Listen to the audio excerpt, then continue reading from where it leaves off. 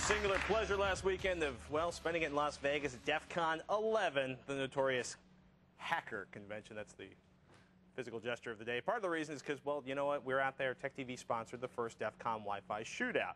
Now, in order to cover a Defcon Wi-Fi Shootout, well, we had to find it. Well, if there was some driving involved. Check it out.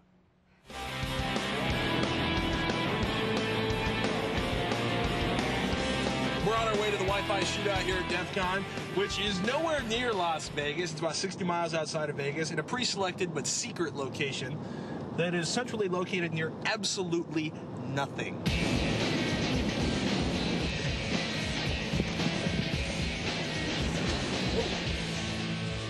Dave Moore, what's going on? Where did the idea for the Wi-Fi Shootout come from? I was in my backyard welding on my boat trailer and thinking about our trip to Defcon, and just had the idea, a contest.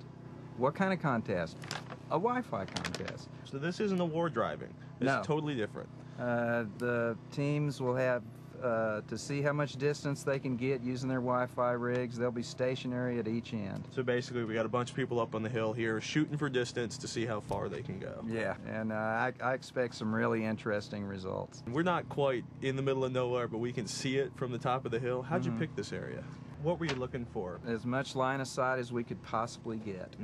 And this is pretty good out here. People set up a base station at this end. At the other end, they just haul for the horizon.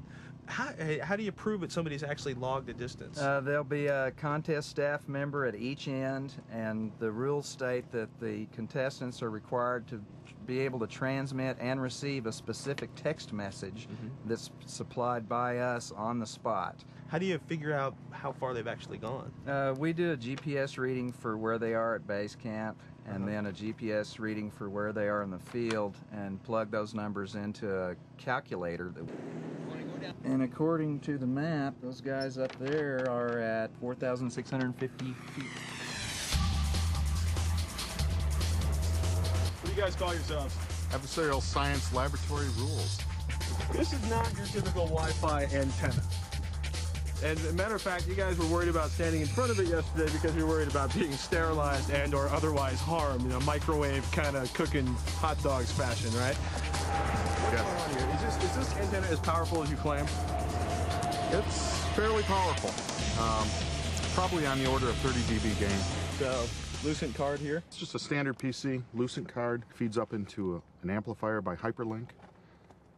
And this part of it, the entire part is a cone antenna. You'll see that all the energy gets concentrated back onto the antenna that's at the base on the inside. How directional is this antenna? Extremely directional. It's like pointing a laser at that mountain over there. 5 degrees, 10 degrees, 20 degrees? Somewhere on the order of 5 degrees. Really?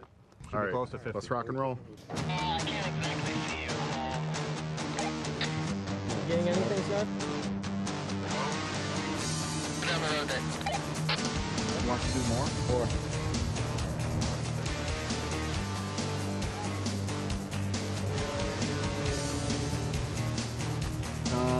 Which channel has the lowest frequency? Hey, the problem is with our wireless cards, we can't fake them into channel 11, so they're pretty much stuck on channel 10 right now in ad hoc. No, you can change it.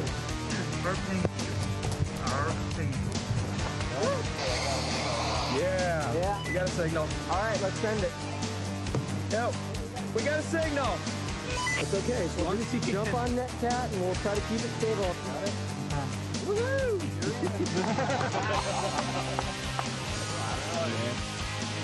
Next year, I am bringing a tripod. Yeah! Yeah! Baby. Come on, not bad for a bunch of slackers with some beef stew cans. That was cool. It was very cool. Actually, it was amazing. There were 6 categories. There were entries in 5 categories, which included everything from commercially made antennas up through the homemade antennas. The big, scary homemade directional antenna, which is the big, giant one you saw there, was from well, ASL rules. I just have trouble saying that name for reasons I won't explain on air. But they actually got that big giant horn you saw there. They actually did 35.2196 miles. Nice. And so you said that thing could fry you. Are you serious about that? I mean, they were pretty serious about that. Like, you know, everybody was joking about it, right. But as soon as like anybody said, "Okay, I'm powering on the card," people started running away from the front of the antenna. So here's a question for you. I saw the other teams holding them at their heads. Yes. That can't be good then. Well, the one thing you saw were like kind of like the girl sitting on the hood of the car. That was right. ASL rules. It was a 14 dB antenna they had on the other end, directional antenna. And what a lot of people discovered is the biggest problem really wasn't the distance, but getting line of sight. Right? They thought they could have gone much farther than 35 miles if they had a four-wheel drive vehicle to climb up one of the mountains. Okay. On top of the line of sight, the biggest issue is actually you saw the guys with the tin cans. Right. They did over 5 miles with those two can antennas, which were not made out of Dinty Moore stew, but another low-cost brand of stew. The damn roast. Yeah, it was like a Hormel chili or something. Cans. So someone could do this at home then. They could just basically They could build totally these do this at home. But the biggest problem people had was actually pointing them and getting them, especially with a very narrow beam, getting them synced on each other. Right. So I think everybody's going to bring some kind of a stand or tripod next year. Very nice. To try to make that. So actually, did we tell you about what happened Friday when we drove out? It was raining. Check out the video of that. The guys, when they were stitching together an antenna, they were stitching it together on the hill in the rain with the wind blowing. Oh, there it is right there. You can't even see, like, the wind was blowing like 20, 25 knots. I think they climbed up the hill in the wind just to get out of the wind for that one. Nice. What else was at DEFCON you get to check out? Tons. I didn't get to see a lot of stuff at DEFCON because I was out at the Wi-Fi with the Moore family. Actually, you saw David Moore, Michelle Moore, their daughter, were all out there hosting this, which was really cool to see. Shmoo Group had a really wild sort of a robot that was going around trying to tap into people's computers. Saw some cool stuff with identifying attackers on 802.11. And some other stuff that I won't talk about on air. Very nice. So we'll talk about that later on. Awesome. Ladies and gentlemen, you can read extensively about the Wi-Fi shootout and find complete competition results at thescreensavers.com. And if you want to learn more about DEFCON, defcon.org.